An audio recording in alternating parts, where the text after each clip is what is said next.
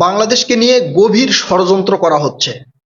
কারাই ষড়যন্ত্র করছে, কাদের ইন্ধনে, কাদের প্রভাবে এগুলো ঘটনা ঘটছে, এটা জানতে হলে আপনাকে রকেট সায়েন্স পড়তে হবে না।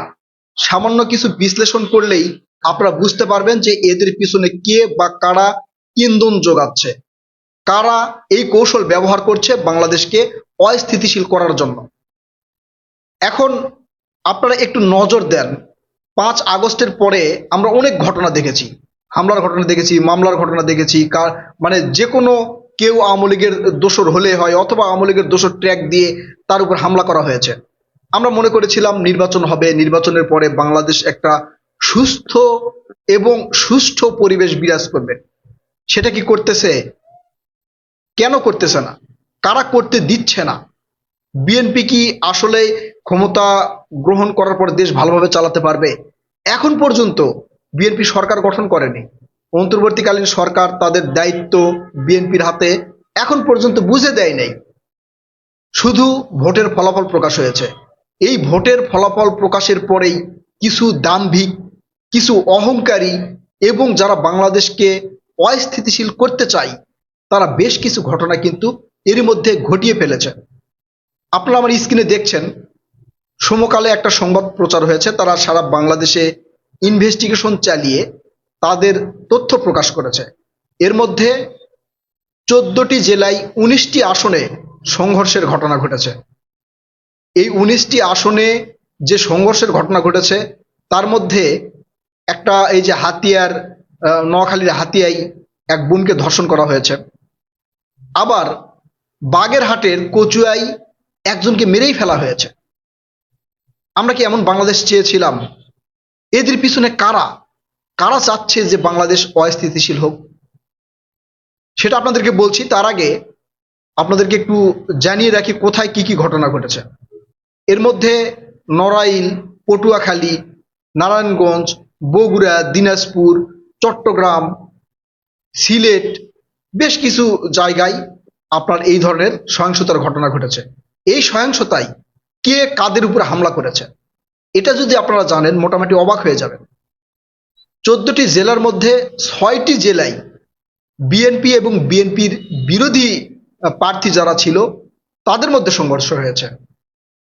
কচুয়ায় যে, মানে বাগেরহাট কচুয়ায় ওসমান সর্দার নামের এক ব্যক্তি মারা গিয়েছে, তার বয়স 29।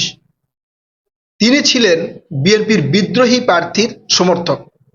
সেখানে বিএনপি প্রার্থী, মানে বিএনপির ধানের শীষ প্রার্থী যারা, তারা বিজয়ী অর্জন করেছে এবং বিদ্রোহী প্রার্থী যিনি ছিলেন ঘোড়া প্রতীক নিয়ে, তিনি পরাজয় বরণ করেছেন। যারা বিজয়ী হয়েছে তাদের সমর্থকেরা স্লোগান দিচ্ছেন। এই যে একটা স্লোগান আছে না, হই হই রই রই অমুক পার্টি গেলি কই, এই স্লোগান দিয়ে খুঁজে খুঁজে বের করে তাদের উপর হামলা চালানো হচ্ছে। শুধু ওখানেই একজন নিহত হয়েছে এবং 10 জন আহত হয়েছে। এছাড়া আরো 5টি জেলায়, মানে বিএনপি এবং বিএনপি প্রার্থীর মানে বিএনপির বিদ্রোহী প্রার্থীর যেই মানে হয়েছে, নির্বাচন হয়েছে, তাদের মধ্যে সংঘর্ষের ঘটনায় আরো বেশ কিছু লোকজন আহত হয়েছে। তাহলে এই যে হোক বিদ্রোহী প্রার্থী হোক বা হচ্ছে বিএনপির প্রার্থী হোক, যে জয় পরাজয় গ্রহণ করুক, ভাই এরা তো আপনাদেরই লোক। হতে পারে দল ভালো লাগে নাই, দল থেকে নমিনেশন পায় নাই, সেই ক্ষেত্রে বিদ্রোহী প্রার্থী হিসাবে তারা নির্বাচন করেছে, করতেই পারে। এটা তার ব্যক্তি স্বাধীনতা, বাংলাদেশের সংবিধান তাকে সেই স্বাধীনতা দিয়েছে। সেই স্বাধীনতায় হস্তক্ষেপ করার আপনি কে, আমি কে? কেন করছে, এই কেন করছে এই উত্তরটা আপনাদেরকে দিব। তার আগে এই যে 14 জেলার মধ্যে 6টি জেলায় বিএনপি এবং বিএনপির বিদ্রোহী প্রার্থীরা সংঘর্ষ করেছে, আর বাকি 8টিতে জামাতের নেতাকর্মীদের উপরে এবং জামাত নেতাকর্মীরা বিএনপি নেতাকর্মীদের উপরে হামলা চালিয়েছে। অর্থাৎ যেখানে বিএনপি জয়লাভ করেছে সেখানে জামাত, এনসিপি পার্টির যারা সমর্থক রয়েছে তাদের উপর হামলা চালিয়েছে। আবার যেখানে হচ্ছে জামাত জয়লাভ করেছে সেখানে জামাতের সমর্থকেরা বিএনপি পার্টিদের উপরে হামলা চালিয়েছে, মানে পরাজিত পার্টিদের উপরে। অর্থাৎ যেখানে জয়ী হয়েছে তারা যারা জয়ী হতে পারেনি তাদের উপরে হামলা চালিয়েছে। কেন? মানে এটার কারণ কি? আপনারা সংসদে গিয়েছেন, বিশাল ক্ষমতার অধিকারী হয়েছেন, আসলে কি নিছক এই কারণে এই ঘটনাগুলো ঘটছে? না, এই কারণে এই ঘটনাগুলো ঘটছে না। এই ঘটনাগুলো ঘটাচ্ছে পিছন থেকে কেউ একজন। তারা চাচ্ছে যে বাংলাদেশ একটা অস্থিতিশীল পরিস্থিতির দিকে যাক, বাংলাদেশে যাতে কোনো স্থিতিশীলতা না থাকে। মানে ভাইয়ে ভাইয়ে যুদ্ধ লাগিয়ে দিয়ে পাড়া প্রতিবেশী আনন্দ উল্লাস বা মুস্কি হাসি দেয়, এই ধরনের কিছু ঘটনা ঘটে না, এই ঘটনাগুলো কিন্তু ঘটানোর চেষ্টা করা হচ্ছে বাংলাদেশে। ইতিমধ্যে জেনেছেন যে ভোটের যে ফলাফল প্রকাশ হয়েছে তার মধ্যে মোটামুটি 30 থেকে 32টি আসনে ভোট আবার পুনরায় গণনা করার আহ্বান জানিয়েছেন জামাত এনসিপি।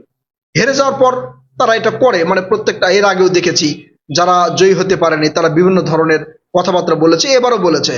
এই যে কিছু প্রার্থী যখন হেরে গিয়েছে, স্বতন্ত্র প্রার্থী যারা হেরে গেছে, বিএনপির যেগুলো প্রার্থী হেরে গিয়েছে তারাও চেয়েছে যে ভোট আবারও গণনা করা হোক। অনেক জায়গায় বলা হয়েছে যে আবারও ভোট দেওয়া হোক।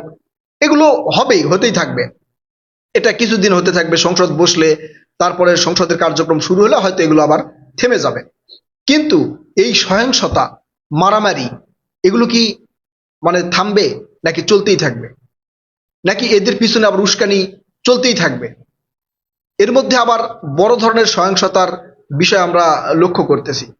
সেটা হচ্ছে জনাব তারেক রহমান যেদিন শপথ গ্রহণ করবে সেদিন আন্তর্জাতিক বিশ্বের অনেকগুলো দেশের প্রধানমন্ত্রী বাংলাদেশে আসবে বলে, মানে তাদেরকে ইনভাইট করা হবে, যেমন পাকিস্তানের প্রধানমন্ত্রী, এছাড়া তুরস্কের প্রধানমন্ত্রী, চীনের প্রধানমন্ত্রী, রাশিয়ার প্রধানমন্ত্রী, সর্বশেষ ভারতের প্রধানমন্ত্রীও রয়েছে, পাকিস্তানের প্রধানমন্ত্রীও কিন্তু রয়েছে।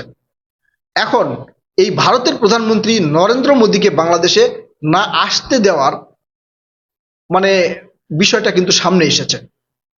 অনেকেই হুমকি দিচ্ছেন, জামাত এনসিপির পক্ষ থেকে হুমকি দেওয়া হচ্ছে, অনেক সংগঠনের পক্ষ থেকে হুমকি দেওয়া হচ্ছে, যদি নরেন্দ্র মোদী বাংলাদেশে আসে তাহলে শপথ গ্রহণ অনুষ্ঠানে বিরোধী রাজনৈতিক দলের নেতাকর্মীরা যাবে না বলেই ইশারা ইঙ্গিতে তারা বুঝাচ্ছে। একই সাথে মোদীকে বাংলাদেশে আসতে দেওয়া হবে না, এই ধরনের অনেক স্লোগান কিন্তু দেওয়া হচ্ছে। আসলে কি মোদীকে বাংলাদেশে না আসতে দেওয়া এটা কি ভালো হবে না খারাপ হবে? আমাদের সব দেশের সাথেই বাণিজ্য সম্পর্ক কিন্তু বজায় রাখতে হবে, কূটনৈতিক সম্পর্ক বজায় রাখতে হবে, দুই দেশের স্বার্থ বজায় থাকে এমন কাজ কিন্তু করতে হবে।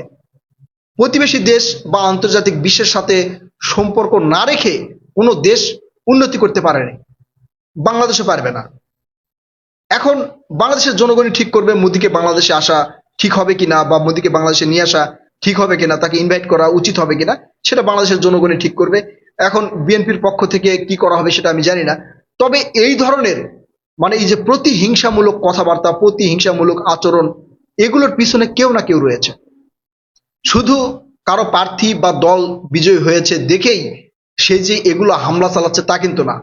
এদের পিছনে বড় ধরনের কোন একটা ইন্ধনদাতা রয়েছে, তারা এই কাজগুলো তাদেরকে দিয়ে করাচ্ছে, যাতে বাংলাদেশের এই যে সার্বিক পরিস্থিতি, এই পরিস্থিতি স্থিতিশীল না হয়।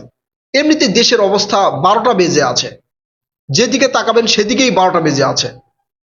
এই যে ডক্টর ইউনূস সরকারের সময়, অন্তর্বর্তীকালীন সরকারের সময় যতগুলো দাবি দেওয়া নিয়ে মানুষ রাজপথে নেমেছে, এগুলো দাবি দেওয়া নিয়ে যদি আবারও রাজপথে মানুষ নামা শুরু করে তাহলে কি হবে সেগুলো চিন্তা ভাবনা করেছেন? এখন এদের পিছনে ওই মানে বাইরে থেকে কেউ ইন্ধন দিবে কিনা, ভিতর থেকে কেউ ইন্ধন দিবে কিনা, সেটাও দেখার অপেক্ষায়। তবে বিএনপির মধ্যে গুপ্ত বিএনপি রয়েছে। ঘরের শত্রু বিভীষণ বলে একটা কথা আছে, এই ঘরের শত্রু বিভীষণের সাথে যুদ্ধ করতে হবে বিএনপিকে। আগেই বিএনপির সাথে ছিল জামাত, আর বিএনপির সাথে ছিল অন্যান্য রাজনৈতিক দল। এখন কিন্তু বিএনপি গুটি কয়েক দল ছাড়া একা। জনগণ তাদের সাথে আছে বিধায় তারা এই নির্বাচনে জয়লাভ করতে পেরেছে। কিন্তু দেশ পরিচালনা সঠিকভাবে বা সুষ্ঠুভাবে করতে পারবে কিনা এটাই দেখার অপেক্ষা। প্রিয় দর্শক, আপনারা কি মনে করছেন? আপনারা আপনাদের মূল্যবান মতামত কমেন্ট করে জানাবেন। কথা হবে নতুন কোনো ভিডিওতে ইনশাল্লাহ। ততক্ষণ পর্যন্ত ভালো থাকবেন। আল্লাহ হাফেজ।